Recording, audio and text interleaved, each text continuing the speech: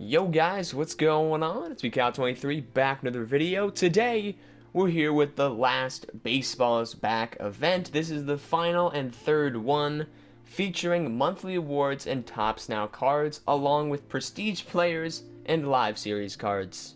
These are 6-inning games with quick counts on Hall of Fame difficulty, and you know what those two things together means. Those mean pitcher prestige stats. When I see that, I'm thinking, alright, who can I prestige? The answer, James Paxton. The other answers, still James Paxton. That's literally it.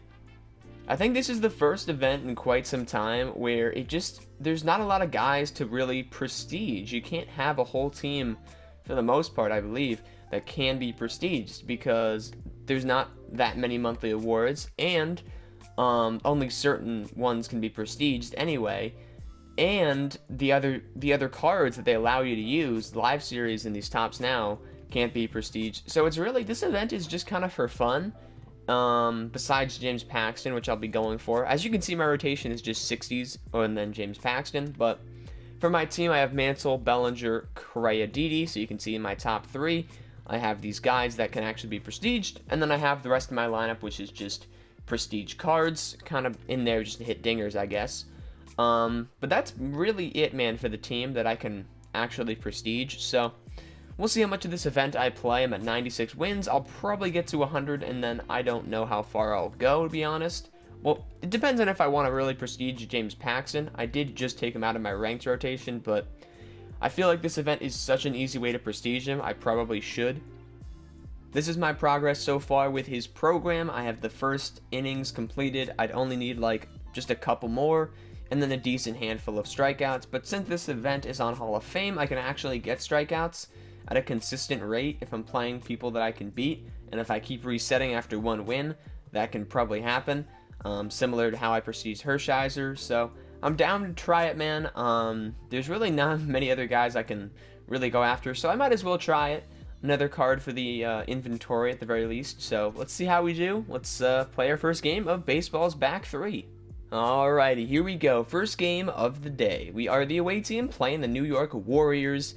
We see James Paxton on the bump. I guarantee you every game is going to be James Paxton. Pretty much.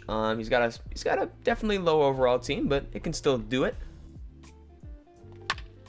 Okay, 1-2 count. That was not pleasant for starting off the game. I got to remember that I don't really need to work counts as much for this event. It's pretty much just swing away.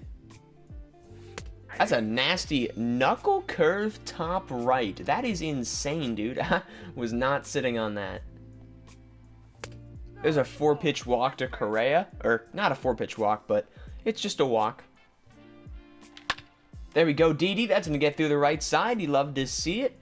I'm glad we're getting some damage done, because all these monthly awards, actually, unfortunately, this event does not work in the favor of the hitters, because you got James Paxton being prestiged, but you got Cody Bellinger, Carlos Correa, and Didi Gregorius. All hit lefties worse, but you're going to be facing James Paxton pretty much every game. Look at Gary Sheffield, man. Almost got to that one. That is ball 4. We go out chasing it. Maybe. That's going to drop below the zone. There we go. First pitch, and we get the out on Starling Marte. That's a nasty cutter. Goodbye, Bellinger. Got him on the cutter again. James Paxton already tallying up those strikeouts.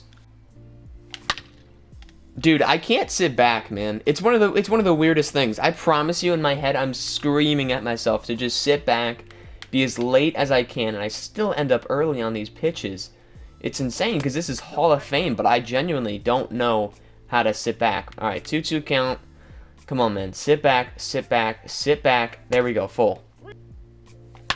There we go. I sat back, and that's what happens. We perfect it with Buster Posey. That ball is gone. There's absolutely zero way you get that. There we go. Give us the lead. That's going to be ball 4. Oh, no, he swung at the knuckle curve. Let's go. Chase it for a third time. He does. This guy cannot lay off that low and away cutter. It is going to be our go-to pitch, it looks like. Get it? Let's go. That's a dot. Correa pops it up. And that is 2 strong innings for Paxton. That is going to be up the gut. That found the perfect hole right there. I think it's actually a hit regardless of the shift, but whatever. And there it goes, man. I told you guys in the last inning, you're not going to win this game 1-0. That's almost impossible. I know this is Hall of Fame, but it really feels like All-Star. I can't stress that enough, especially when you're pitching the same guys, because there's just no reason to pitch anyone else. So he takes a 2-1 lead. We're going to have to score more. That makes sense. And out of nowhere, he's become the best hitter on planet Earth. What in the world? That was actually a really good swing. But, okay, he made a bad base running decision. That was a really good swing, though. That was an inside changeup, I believe, dotted on the black. Yup, that's exactly where that was. Good swing by him. That's a good swing by Sandberg, but the wrong pitch to swing at. It is a good. It's just too low. Okay, looks like Buster Posey is just going to put the team on his back. That's off the wall. Okay, we'll take it. And a weak rollover. That's actually terrible. Come on, man. We took all the effort to put in a new guy. We swung at the first pitch, and it's going to come down to Mickey Mantle. That is just a really good pitch, but again, wrong swing. We've been playing pretty terrible. I think there's no way to go around, beat around the bush there. And it looks like we're just going to take the L if we don't score next inning. So, all right, hopefully Diaz can pitch.